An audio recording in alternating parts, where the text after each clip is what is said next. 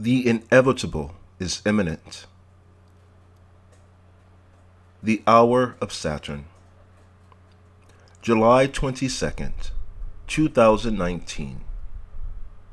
Era Voga, 6:50 a.m. Dies Lunae. Anno V Sol 29 degrees.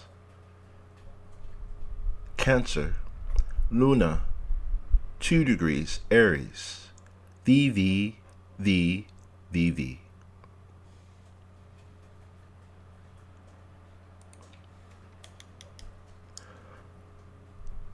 The Divine Iamblichus on the Mysteries. Et al. The answer of the preceptor Amun to the epistle of Porphyry to a Nebel, and a solution of the doubts contained in it. Section 1, Chapter 1. Hermes, the god who presides over language, was formerly very properly considered as common to all priests. And the power who presides over the true science concerning the gods is one and the same in the whole of things. Hence our ancestors dedicated the inventions of their wisdom to this deity, inscribing all their own writings with the name of Hermes. If, therefore, we participate of a portion of this god, adapted and commensurate to our powers, you do well to propose your theological doubts to the priests as friends, and to make these doubts known to them. I am very properly conceiving that the epistle sent to my disciple Nebel was written to me, shall give you a true answer to your inquiries.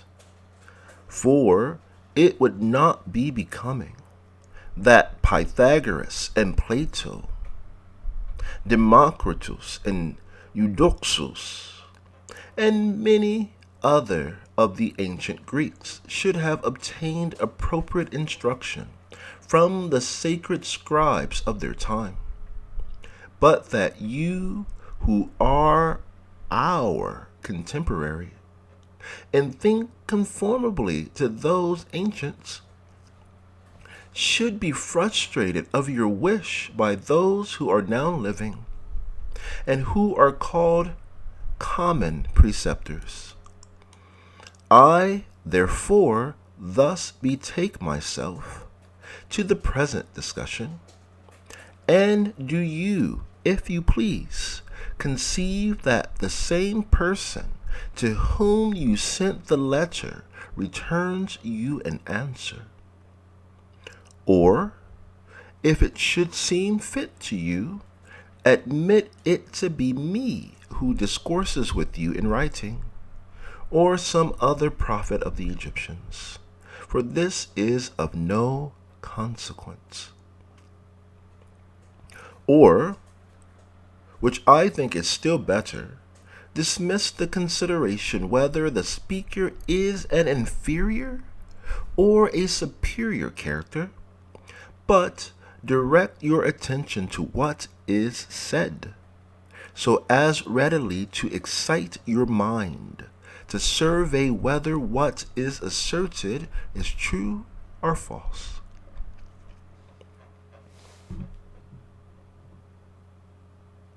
In the first place, therefore, we shall divide the genera of the proposed problems in order that we may know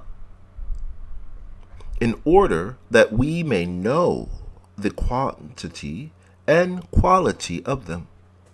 And in the next place, we shall show from what theologies the doubts are assumed, and according to what sciences they are investigated. For some things that are badly confused require a certain distinction. Others are conversant with the cause through which they subsist and are apprehended. Others, which we propose according to a certain contrariety, draw our decision on both sides. And some things require for us the whole development of mystic doctrines. Such, therefore, being the nature of the subjects of discussion, they are assumed from many places and from different sciences. For some things introduce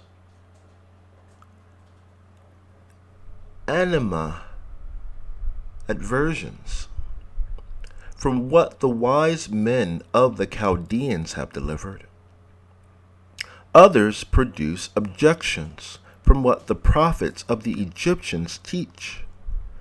And there are some that, adhering to the theory of philosophers, make inquiries conformably to them.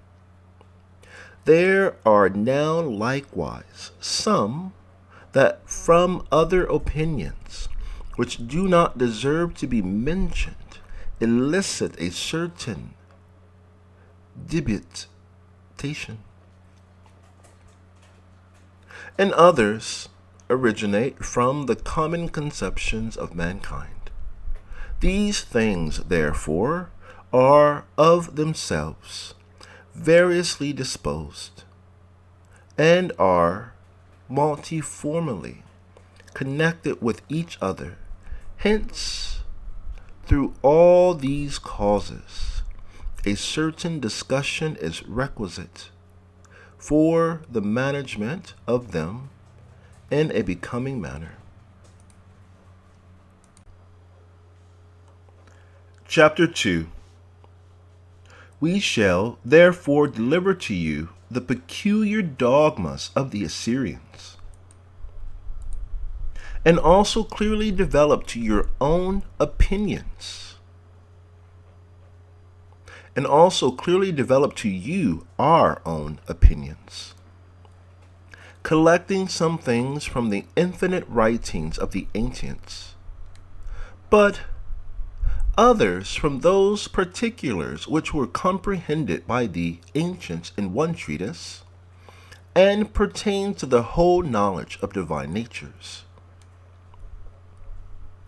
If also you should propose any philosophic inquiry, we shall discuss it for you, according to the ancient pillars of Hermes, which Plato, Aflatun, and Pythagoras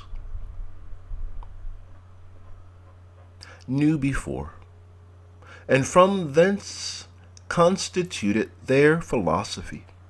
But such things as exhibit foreign inquiries, or which are contradictory and contentious, we shall assist mildly and aptly, or we shall demonstrate their absurdity. Such likewise as proceed conformably to common conceptions, we shall endeavor to discuss in a way perfectly known and clear.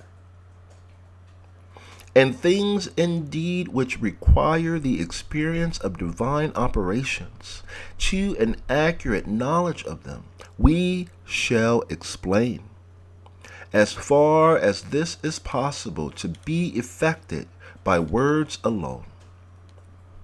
But such as are full of intellectual theory, we shall develop with a view to the purification of the soul.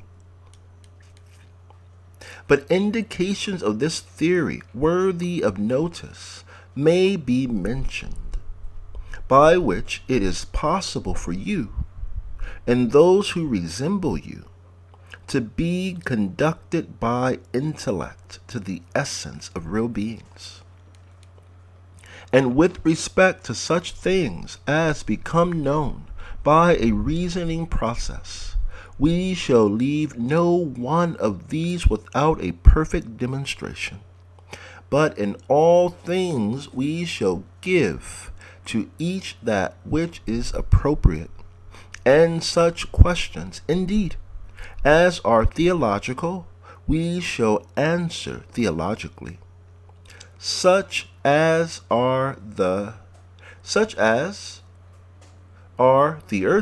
theurgically, but such as are philosophical, we shall, in conjunction with you, philosophically explore.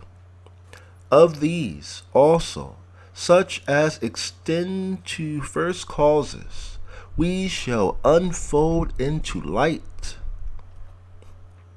by following them conformably to first principles.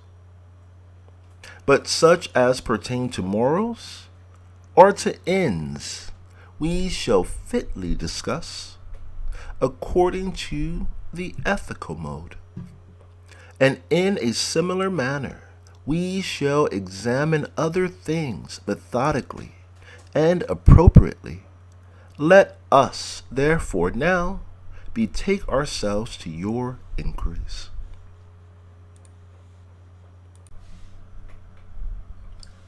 Chapter 3. In the first place, therefore, you say, it must be granted that there are gods. It must be granted that there are gods. It must be granted that there are gods. Thus to speak, however, is not right on this subject, for an innate knowledge of the gods is coexistent with our very essence. And this knowledge is superior to all judgment and deliberate choice, and subsists prior to reason and demonstration. It is also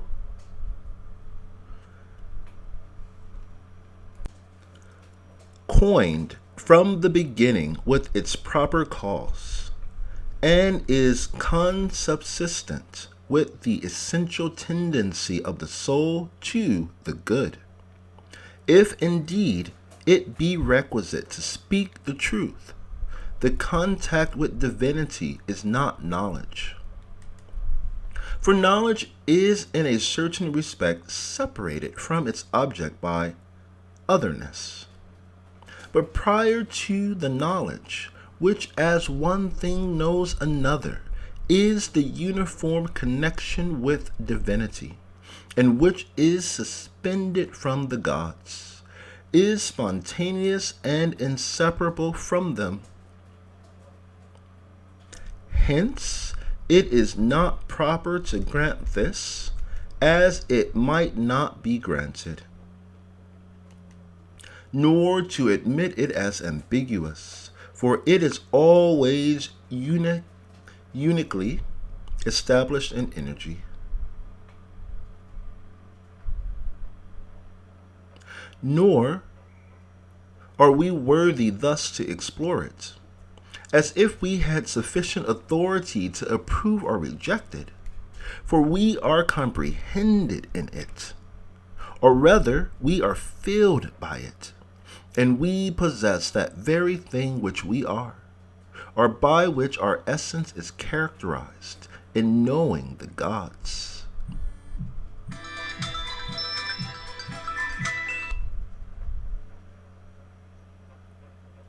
I shall likewise say the same thing to you concerning the more excellent genera that follow the gods.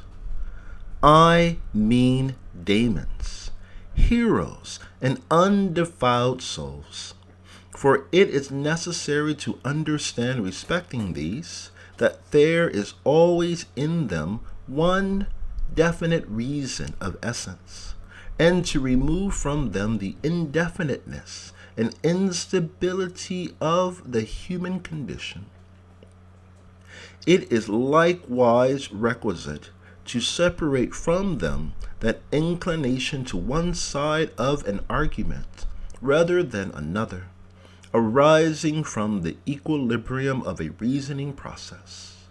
For a thing of this kind is foreign from the principles of reason and life, and rather tends to secondary natures, and to such things as pertain to the power and contrariety of generation.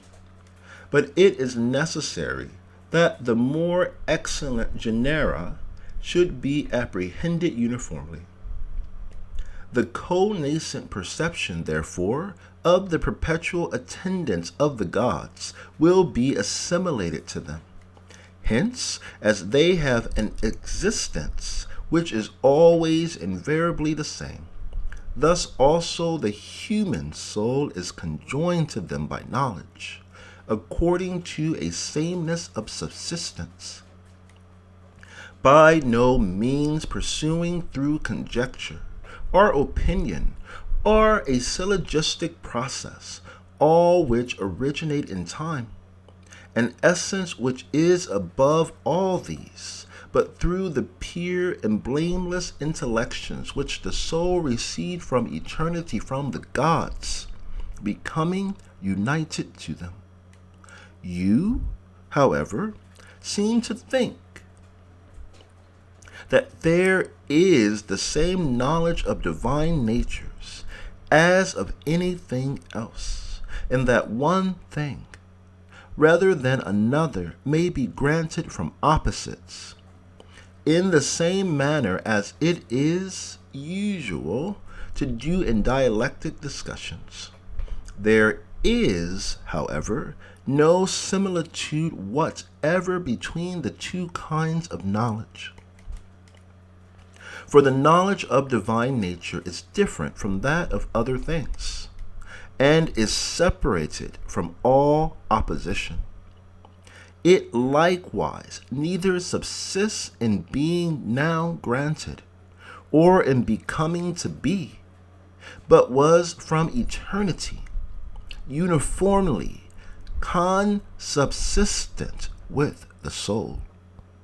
And thus much I say to you concerning the first principle in us, from which it is necessary those should begin who speak or hear anything about the natures that are superior to us.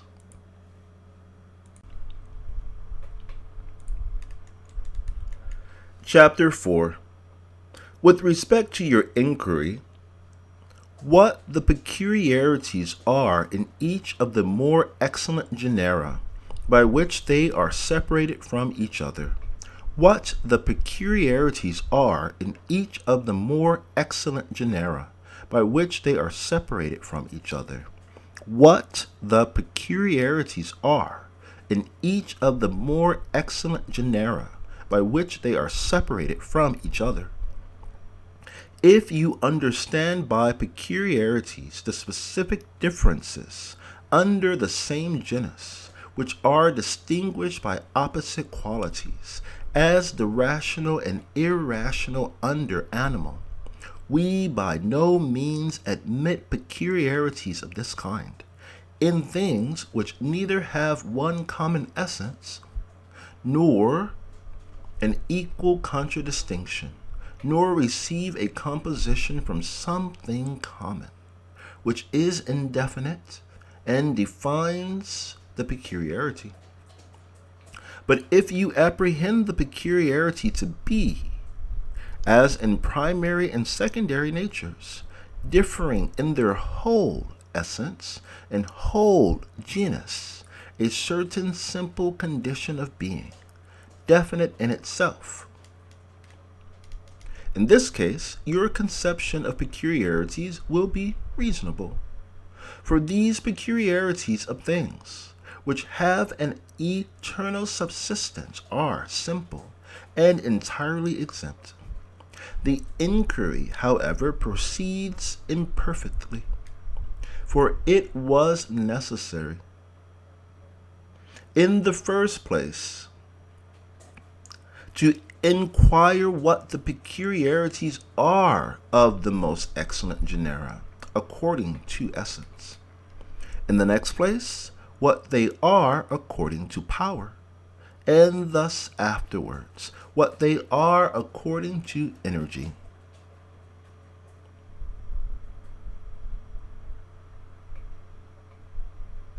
But as your question now stands, with respect to the peculiarities by which these genera are separated, you alone speak of the peculiarities of energies. Hence you inquire concerning the difference in the last things pertaining to them. But you leave uninvestigated such things as are first and most honorable in them, and which are the elements of their difference. In the same place also something is added concerning efficacious and passive motions, which is a division by no means adapted to the difference of the more excellent genera. For the contrariety of action and passion is not inherent in any one of them, but their energies are unrestrained, immutable, and without habitude to their opposites. Hence, neither must we admit in them motions of such a kind as arise from action and passion. For neither do we admit in the soul a self-motion, which consists of the mover and that which is moved. But we conceive that it is a certain simple essential motion, subsisting from itself, and not possessing a habitude to another thing, and exempt from acting on and suffering from itself. Who, therefore, can endure that the peculiarities of the genera, superior to the soul, should be distinguished according to active or passive motions? That also which is added by you, or of accidents, or of accidents, or of accidents, is foreign from these genera. For in composites and things which exist together with, or in others, or are comprehended by others, some things are conceived to be preceding us, but others consequent, and some as essences, but others as afterwards acceding to essences. For there is a certain co-arrangement of them. An incongruity and interval intervenes, but in the more excellent genera, all things must be conceived in essence, in merely existing. And wholes have a precedenous subsistence, are separated by themselves, and have not their hypostasis form, or in others, so that there is not anything in them which is accidental. Hence, the peculiarity of them is not characterized from accidents. At the end, likewise, of your inquiry, you introduce a distinction according to nature. For your question asks how essences are known by energies, by physical motions, and by accidents. How essences are known by energies, by physical motions, and by accidents. How essences are known by energies, by physical motions, and by accidents. The very contrary, however, to all this takes place. For if energies and motions were constitutive of essences, they would be the lords of the difference which is between them. But if essences generate energies, the former being separate prior to the latter, will impart to motions, energies, and accidents that by which they differ from each other. This therefore subsists contrarily to what you suppose, for the purpose of discovering the peculiarity which you now investigate.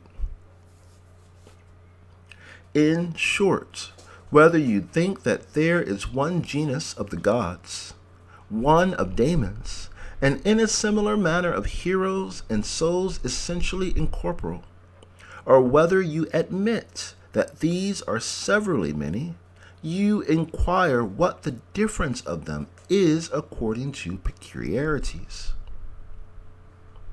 For if you apprehend that each of these is one and the same genus, the whole arrangement of scientific theology is confounded. But if, as truth requires, you admit that they are generically distinguished, and that there is not in them one common essential definition, but that those of them which are prior are exempt from those that are inferior, it is not possible to discover their common boundaries. And if this were possible, this very thing would be, and if this were possible, this very thing would destroy their peculiarities. In this way, therefore, the object of investigation cannot be found. He, however, he who directs his attention to the analogous sameness which exists in superior natures, as, for instance, in the many genera of the gods, and again in daemons and heroes, and in the last place in souls, will be able to define their peculiarities. Hence, through this, it is demonstrated by us what the rectitude is of the present inquiry, and what its accurate distinction, and also in what manner it is impossible, and in what manner it is possible for it to subsist. Chapter 5. In the next place, let us direct our attention to the solution of your inquiries. There is, therefore, the good itself, which is beyond essence, and there is that good which subsists according to essence. I mean the essence which is most ancient and most honorable, and by itself incorporeal. And this is the illustrious peculiarity of the gods, which exist in all the genera that subsist about them, preserving their appropriate distribution and order, and not being divulged from it, and at the same time being inherent with invariable sameness in all the gods, and their perpetual attendants. In souls, however, which rule over bodies, and precedenteously pay attention to them, and which, prior to generation, have by themselves a perpetual arrangement, essential good is not present, nor the cause of good, which is prior to essence. But to these a certain participation and habit proceeding from essential good accedes, just as we see that the participation of beauty and virtue is very different in these souls from that which we behold in men. For the latter is ambiguous, and accedes to composite natures as something adventitious. But the former has an immutable and never-failing establishment in souls, and neither itself ever departs from itself, nor can be taken away by anything else. Such, therefore, being the beginning and end in the divine genera, conceived to media between these extreme boundaries, viz. The order of heroes, which has an arrangement more elevated than that of souls, in power and virtue, in beauty and magnitude, and in all the goods which subsist about souls, in which, though it entirely transcends the psychical order, yet at the same time is proximately conjoined to it through the alliance of a similar formed life. But the other medium, which is suspended from the gods, though it is far inferior to them, is that of daemons, which is not of a primarily operative nature, but is subservient to it, and follows the beneficent will of the gods. It likewise unfolds into energy the invisible good of the gods, being itself assimilated to it, and gives completion to its fabrications conformably to it.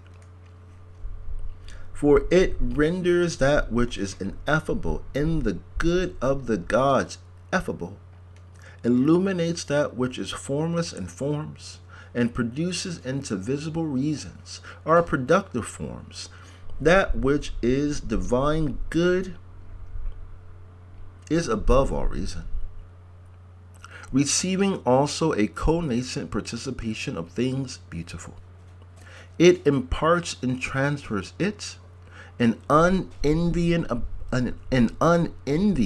abundance to the genera posterior to itself, receiving also a co-nascent participation of things beautiful.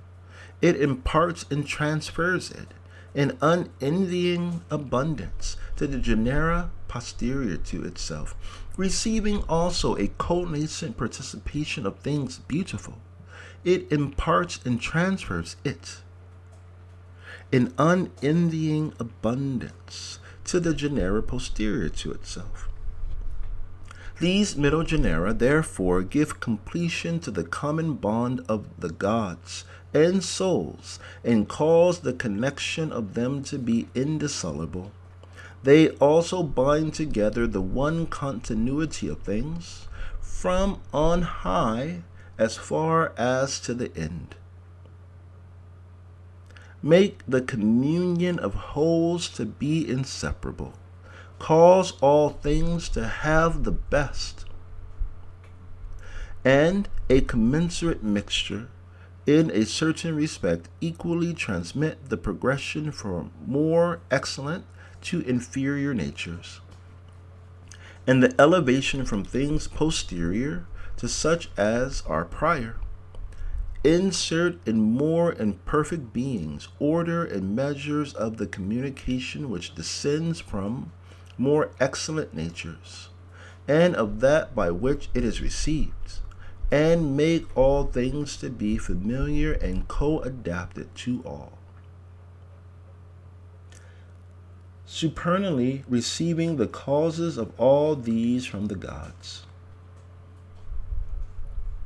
You must not therefore think that this division is the peculiarity of powers or energies or of essence, nor assuming it separately must you survey it in one of these, but by extending it in common through all the genera, you will give perfection to the answer concerning the peculiarities of gods, daemons, and heroes, and also of those and souls which are now the subject of your inquiry. Again, however, according to another mode of considering the subject, it is necessary to ascribe to the gods the whole of that which is united, whatever kind it may be, that which is firmly established in itself, and which is the cause of impartible essences, the immovable, which also is to be considered as the cause of all motion, and which transcends the whole of things, and has nothing in common with them, and the unmingled and the separate understood in common in essence, power, and energy, and everything else of this kind.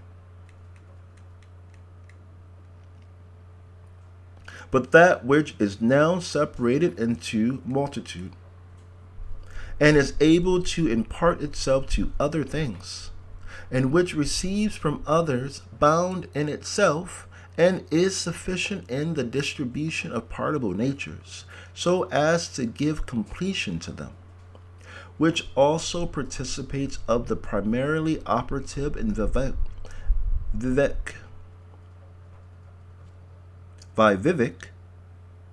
having communion with all real and generated beings, receives a commixture from all things, imparts a contemperation to all things from itself, and extends these peculiarities through all the powers, essences, and energies in itself. All this we shall truly ascribe to souls by asserting that it is naturally implanted in them. In the name of God, the gracious, the merciful, by the aligners aligning, and the drivers driving, and the reciters of the reminder, your God is indeed one, Lord of the heavens and the earth, and everything between them, and Lord of the Easts.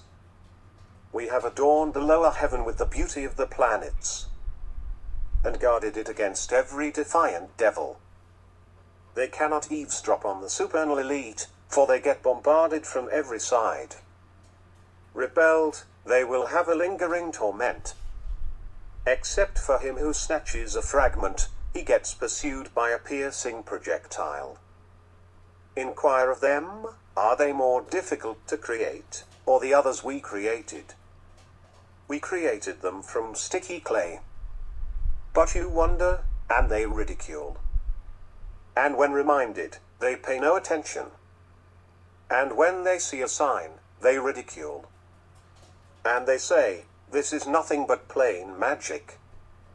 When we have died and become dust and bones, shall we be resurrected? And our ancestors of old? Say, yes indeed, and you will be totally subdued. It will be a single nudge, and they will be staring. They will say, woe to us. This is the day of judgment. This is the day of separation which you used to deny. Gather those who did wrong, and their mates, and what they used to worship, besides God, and lead them to the way to hell, and stop them. They are to be questioned. What is the matter with you? Why do you not help one another? In fact, on that day, they will be submissive. They will come to one another, questioning one another. They will say, you used to come at us from the right. They will say, you yourselves were not believers. We had no authority over you. You yourselves were rebellious people. The word of our Lord has been realized against us. We are tasting it. We seduced you. We were seducers. On that day, they will share in the punishment. Thus we deal with the sinners. When it was said to them, there is no God except God, they grew arrogant, and said, are we to abandon our gods for a mad poet? In fact, he came with the truth, and he confirmed the messengers. Most assuredly, you will taste the painful punishment. And you will be repaid only for what you used to do, except for God's sincere servants. For them is a known provision, fruits, and they will be honored in the gardens of bliss, on furnishings, facing one another.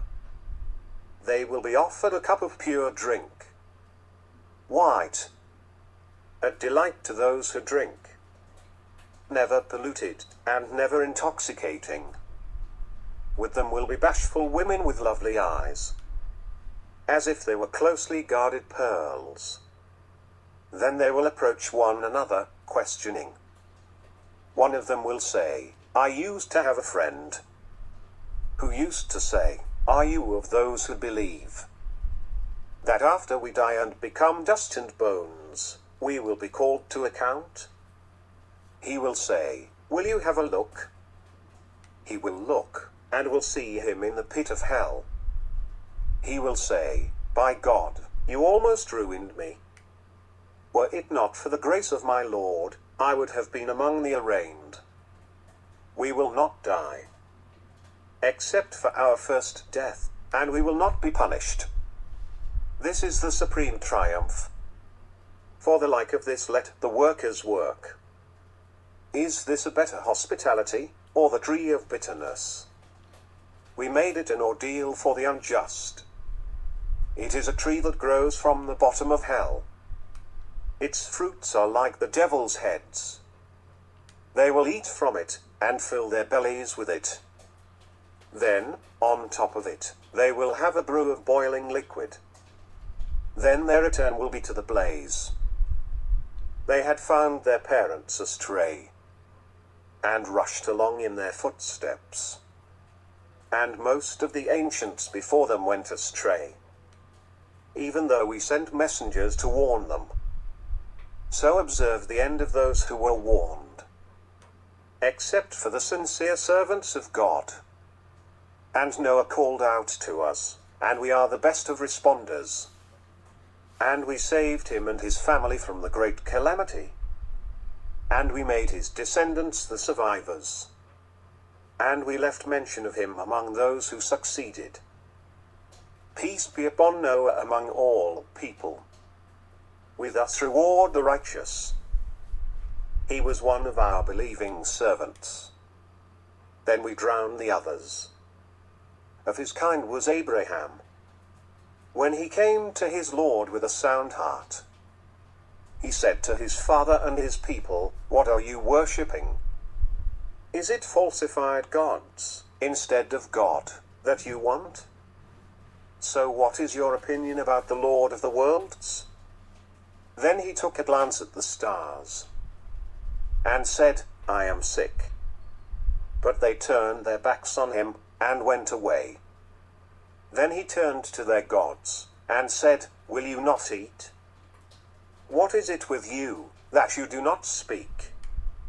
Then he turned on them, striking with his right hand. And they came running towards him. He said, "Do you worship what you carve, when God created you, and what you manufacture?" They said, "Build a pyre for him, and throw him into the furnace." They wished him ill, but we made them the losers. He said, "I am going towards my Lord, and he will guide me. My Lord, give me one of the righteous." So we gave him good news of a clement boy. Then, when he was old enough to accompany him, he said, "O my son, I see in a dream that I am sacrificing you. See what you think." He said, "O my father, do as you are commanded. You will find me, God willing, one of the steadfast."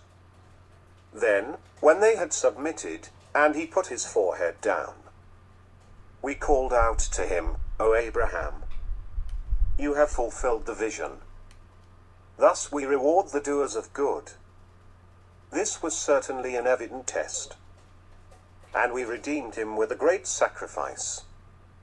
And we left with him for later generations. Peace be upon Abraham. Thus we reward the doers of good.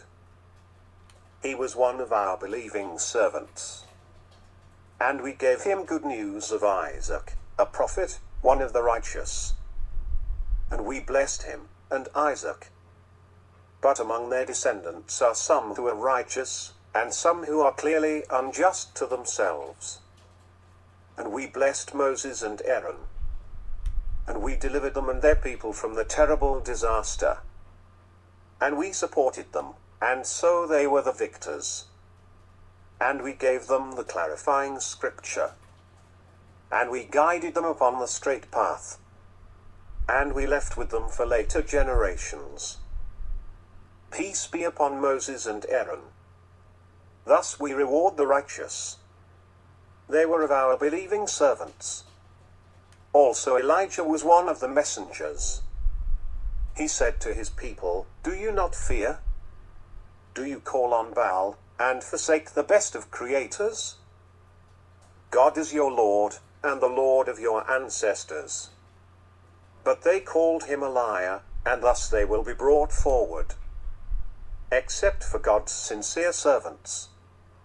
And we left with him for later generations. Peace be upon the house of Elijah. Thus we reward the virtuous. He was one of our believing servants, and Lot was one of the messengers. We saved him and his family, all of them, except for an old woman who lagged behind.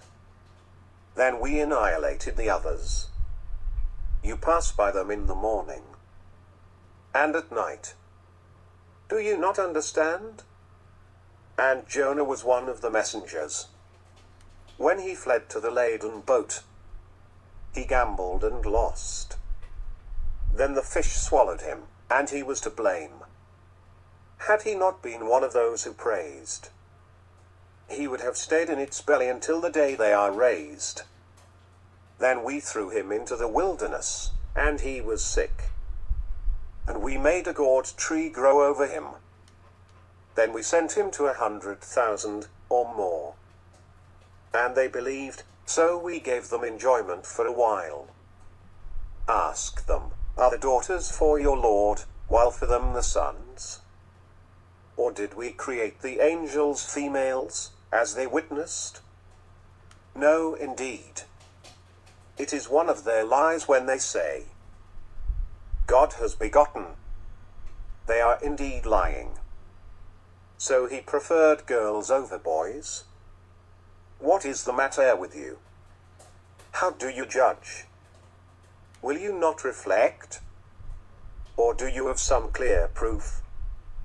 Then bring your book, if you are telling the truth. And they invented a relationship between him and the jinn. But the jinn know that they will be arraigned. God be glorified, far above what they allege, except for God's sincere servants. Surely, you and what you serve cannot seduce away from him, except for he who will be roasting in hell. There is not one of us but has an assigned position, and we are the arrangers, and we are the glorifiers. Even though they used to say, had we received advice from the ancients, we would have been God's faithful servants. But they rejected it, so they will find out. Our word has already gone out to our servant messengers. It is they who will be supported, and our troops will be the victors. So disregard them for a while, and watch them. They will soon see. Are they seeking to hasten our punishment? When it descends into their yard, miserable will be the mourning of those forewarned. So avoid them for a while, and watch. They will soon see. Exalted be your Lord, the Lord of glory, beyond their allegations. And peace be upon the messengers. And praise be to God, the Lord of the worlds.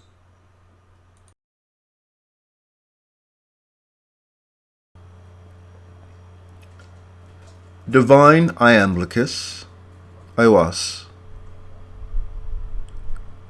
on the Mysteries. Chapter 6. What, therefore, shall we say concerning the media? I think indeed that from what has been before said, they will be manifest to everyone. For these give completion to the indivisible connection of the extremes. Nevertheless, it is necessary to be more explicit.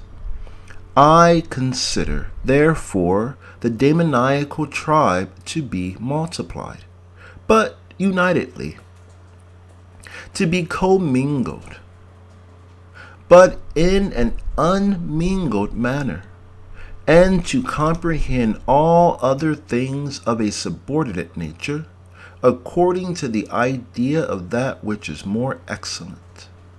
But again, the tribe of heroes supernally presides over a more obvious division and multitude, and likewise over motion, commixture, and things allied to these.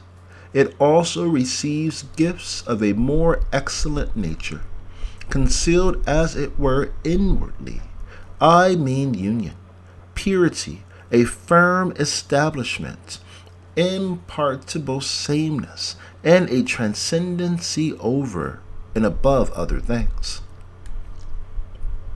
For one of these middle genera is proximate to the first, but the other to the last of the extremes. But it reasonably follows, according to continuity of alliance, that the medium which begins from the most excellent natures should proceed to such as are less excellent.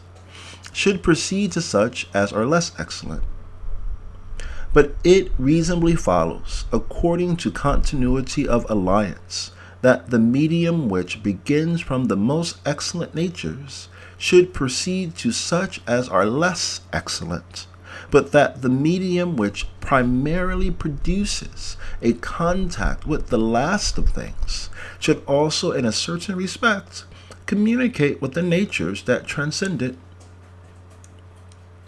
From these media, also, the completion may be seen of the first and last genera, and this entirely connascent in a similar manner in existence, in power, and in energy. As we have, therefore, in these two ways, perfectly completed the division of the four genera, we shall deem it sufficient in the others to exhibit the extreme peculiarities alone, for the sake of conciseness, and because what remains, in essence, the comprehension of the media, is in a certain respect evident. But the media themselves, as being known for the extremes, we shall omit, making a definition of the extremes in the shortest way as follows.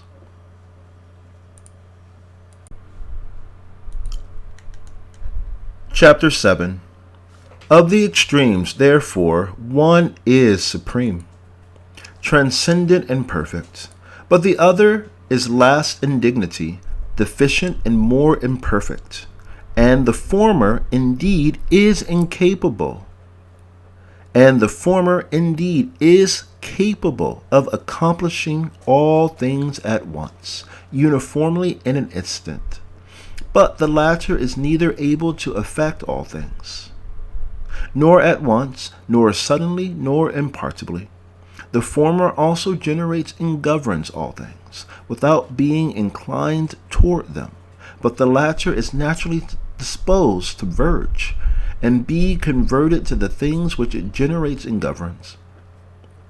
And the former, indeed, as primordial and cause, precedes all things in power, but the latter, being suspended from the will of the gods,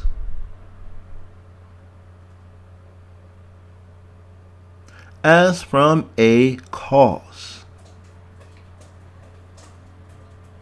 is from eternity consubsistent with it. The former likewise, according to one vigorous acme, comprehends the ends of all energies and essences, but the latter passes from some things to others, and proceeds from the imperfect to the perfect. Further still, to the former that which is highest and that which is incomprehensible pertain, and also that which is better than all measure, and is in such a manner formless as not to be circumscribed by any form.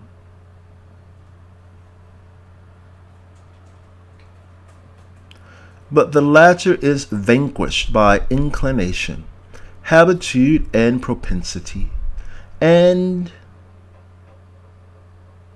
is destined by appetite directed to that which is less excellent, and by familiarity with secondary natures. Hence, in the last place, it is formalized by all various measures derived from them. Intellect, therefore, which is the leader and king of all beings, and which is the demiurgic art of the universe, is always present with the gods with invariable sameness, perfectly and without indigence, being purely established in itself, according to one energy. But soul participates of a partible and multiform intellect, having its attention directed to the government of the whole. It also providentially attends to inanimate natures, becoming at different times ingenerated in different forms. From the same causes, therefore, order and beauty itself are consubsistent with more excellent genera. Or, if some one had rather admitted, the cause of these is consubsistent with them, but with soul, the participation of intellectual order and divine beauty is always present. And with the former, indeed, the measure of wholes, or the cause of this, perpetually concurs. But soul is terminated by the divine boundary, and participates of this in a partible manner. To the former also empire over all things. To the former also empire over all beings, through the power and to the former also empire over all beings, through the power and domination of cause, may be reasonably ascribed. But soul has certain distinct boundaries, as far as to which it is able to have dominion.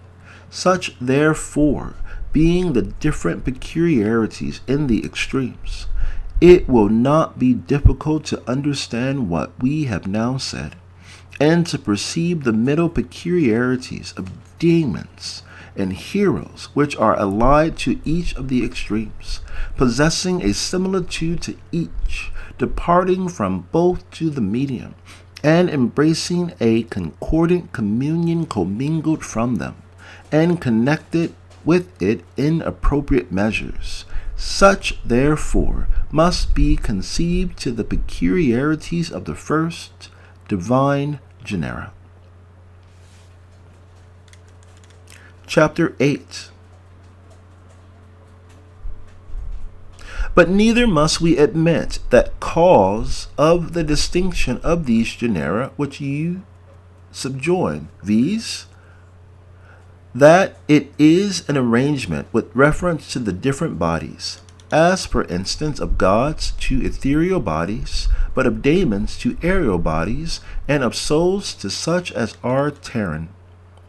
That it is an arrangement with reference to different bodies, as for instance of gods to ethereal bodies, but of daemons to aerial bodies, and of souls to such as terren.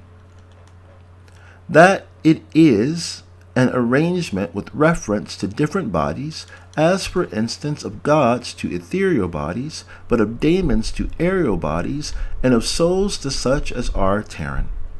For such an arrangement as this, which resembles that of Socrates to a tribe, when he is a senator, is unworthy of the divine genera, because all of them are essentially unrestrained and free. To which may be added that it is dreadfully absurd to ascribe to bodies a principal power of giving a specific distinction to the first causes of themselves. For bodies are in servile subjection. To these causes, and are ministrant to generation.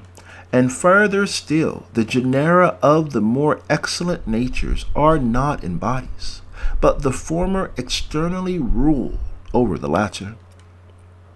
Hence, they are not changed in conjunction with bodies. Again, they impart for themselves to bodies every such good as they are able to receive, but they themselves receive nothing from bodies. So that neither will they derive from them certain peculiarities. For if they were as the habits of bodies, or as material forms, or were in some other way corporal formed, it would perhaps be possible for them to be changed together with the differences of bodies. But if they are separate from bodies and essentially pre-exist unmingled with them, what reasonable distinction produced from bodies can be transferred to them? To which also may be added that this assertion of yours makes bodies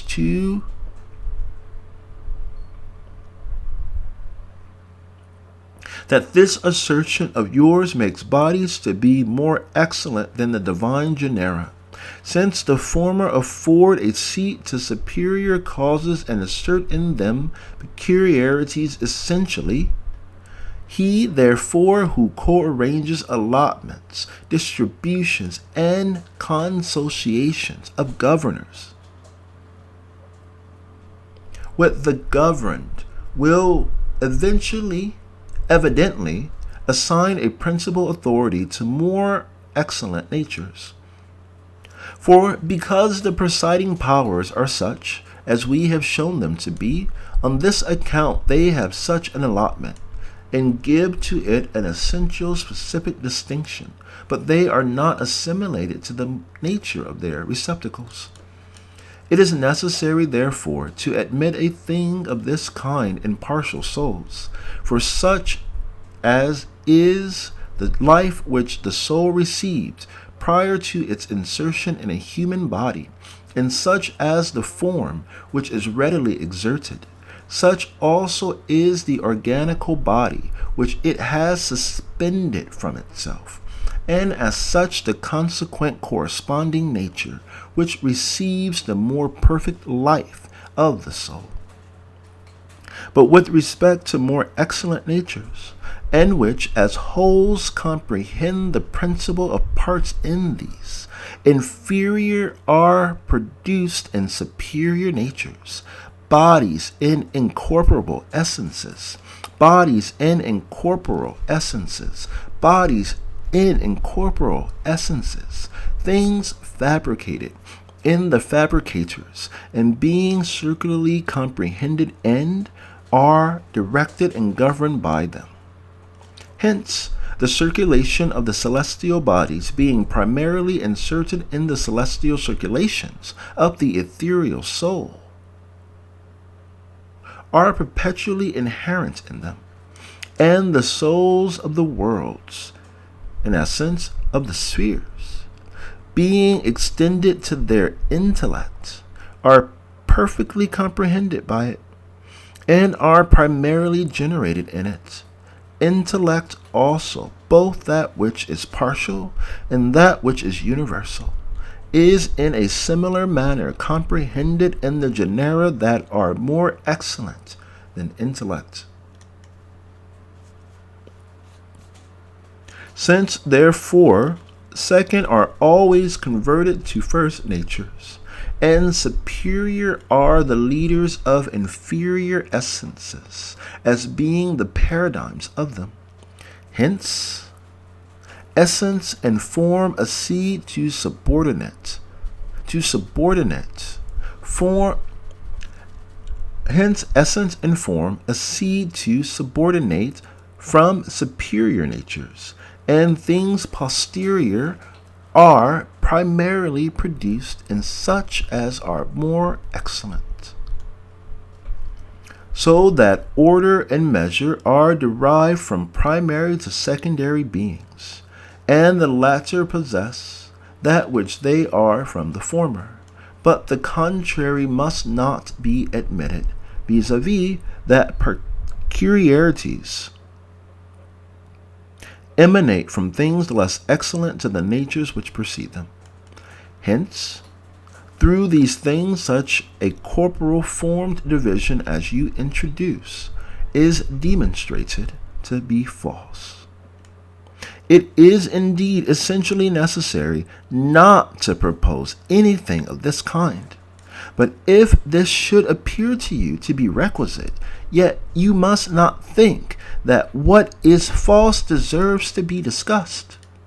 For such a discussion does not exhibit a copiousness of arguments. But he wearies himself in vain, who, proposing things that are false, endeavors afterwards to subvert them as things that are not true. For how is it possible that an essence, which is of itself incorporeal, and which has nothing in common with the bodies that participate of it, should be distinguished from other things by corporal qualities? How can that which is not locally present with bodies be separated from corporal places? And how can that which is not enclosed by the partible circumscriptions of subjects be partably detained by the parts of the world? And how can that which is not enclosed by the partible circumscriptions of subjects be partably detained by parts of the world? What also is that which can prevent the gods from being everywhere? And what can restrain their power from extending as far as to the celestial arch?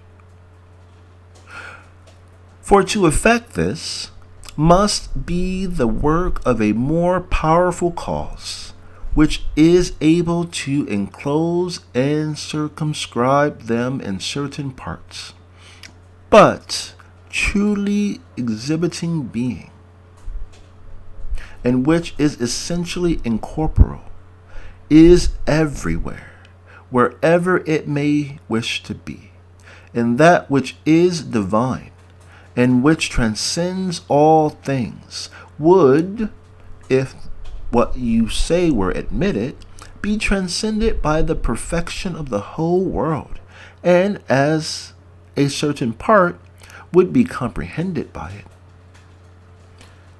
Hence, it would be inferior to corporal magnitude. I do not, however, see after what manner these sensible natures could be produced and specifically distinguished, if there was no divine fabrication, and if no participation of divine forms extended through the whole world. In short, this opinion wholly subverts sacred institutions and the theurgic communion of the gods with men, since it exterminates from the earth the presence of the most excellent genera. For it says nothing else than that divine dwell remote from earthly natures, and that this our place of abode is deserted by them. According to this assertion, therefore, neither can we, they are priests, learn anything from the gods, nor do you rightly inquire of us as knowing more than others, since we shall differ in no respect from other men. No one, however, of these assertions is sane. For neither are the gods detained in certain parts of the world, nor are terran natures destitute of their providential attention. But the divinities are characterized by this, that they are not comprehended by anything, and that they comprehend all things in themselves. But terrestrial natures possess their existence in the pleromas of the gods, and when they become adapted to divine participation, then prior to their own proper essence, they immediately possess the gods, which latently pre-existed in it. Through these things, therefore, we have shown that the whole of this division is false, that the method employed by you of investigating peculiarities is irrational, and that the supposed and that to suppose the government of the gods is fixed in a certain place is by no means to apprehend the whole essence and power which is in them. It would have been proper, therefore, to have omitted the opposite inquiry made by you about this distribution of more excellent natures, as not contradicting in any respect true conceptions. Because, however, it is necessary rather to direct the attention to true science, but not to dispute with men on this account. We also shall adapt the present inquiry to a certain rationale and theological apprehension. Chapter 9 by Nuit. I consider you, therefore, as asking, for it is your inquiry, why, since the gods dwell in the heavens alone, there are invocations by theurgists of terrestrial and subterranean gods. Why, since the gods dwell in the heavens alone, there are invocations by theurgists of terrestrial and subterranean gods. Why, since the gods dwell in the heavens alone, there are invocations by theurgists of terrestrial and subterranean gods. For what you assert in the beginning is not true, that the gods circumvolve in the heavens alone. Since all things are full of them, you also inquire how some of the gods are said to be aerial, and different gods are allotted different places, and circumscribed portions of bodies, though they possess infinite, impartible, and incomprehensible power, and how likewise these will be a union of them, and how likewise there will be a union of them with each other, as they are separated by divisible circumscriptions of parts, and by differences of places and subject bodies. How some of the gods are said to be aerial, and different gods are allotted different places, and circumscribed portions of bodies though they possess infinite, impartible, and incomprehensible powers. And how likewise there will be a union of them with each other, as they are separated by divisible circumscriptions of parts, and by differences of places and subject bodies.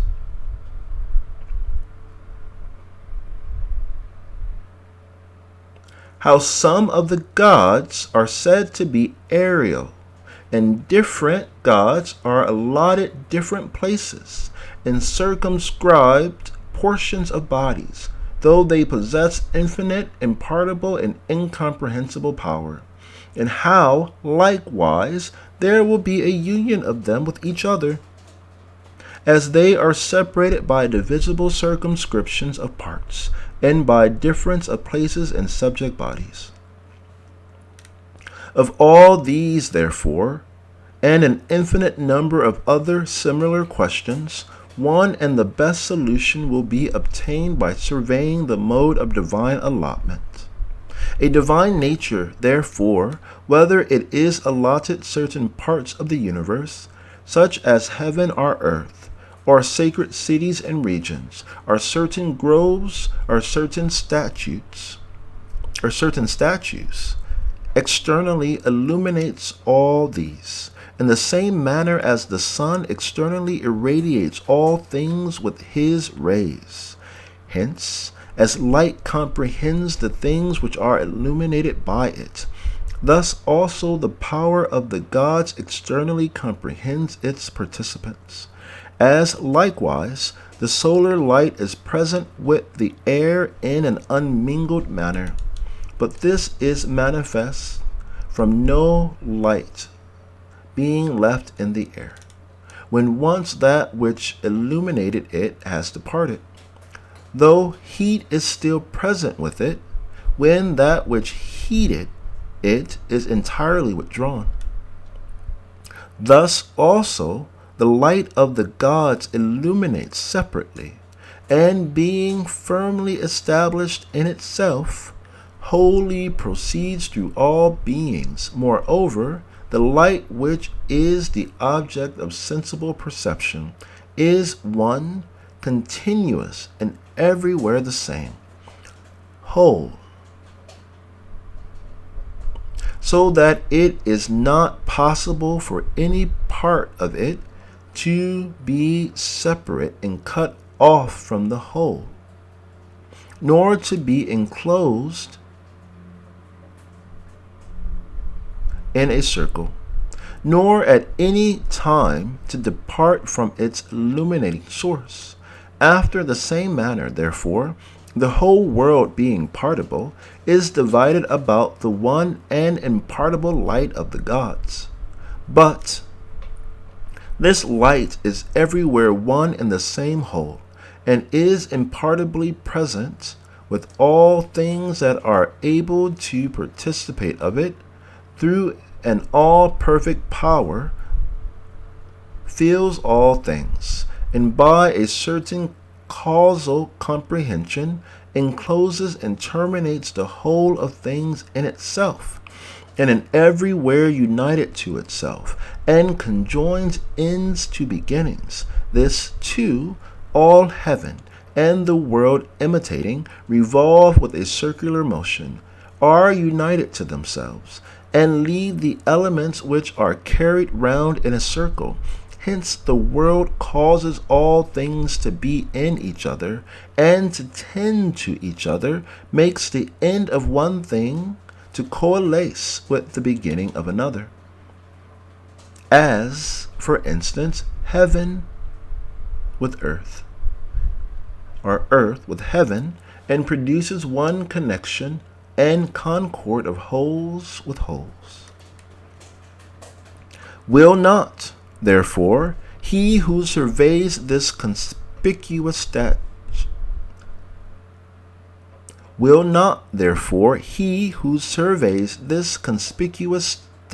statue of the gods thus unite to itself, be ashamed to have a different opinion of the gods, who are the causes of it, so as to introduce among them sections and separations and corporal form circumscriptions? I indeed should think that every one would be thus disposed. For if there is no ratio, no habitude of symmetry, no communion of essence, nor a connection either in capacity or in energy between that which is adorned and the adorning cause, if this be the case, there will neither be found in the world a certain extension according to interval, nor local comprehension, nor partible interception, nor any other such like connascent equalization in the presence of the gods with mundane natures. For in things which are of a kindred nature, according to essence and power, or which are in a certain respect of the same species, or homogeneous, a certain comprehension or conservation may be discovered. But in such things as are entirely exempt from all mundane wholes, what opposing circumstances are transition through all things, are or partible circumscription, or local comprehension, or anything else of this kind can be justly perceived. I think, therefore, that the several participants of the divinities are of such a nature that some partake of them ethereally, others aerially, and others aquatically, which also the art of divine works perceiving employs adaptations and invocations conformable to such a division, and thus much concerning the contribution, and thus much concerning the distribution of the more excellent genera into the world.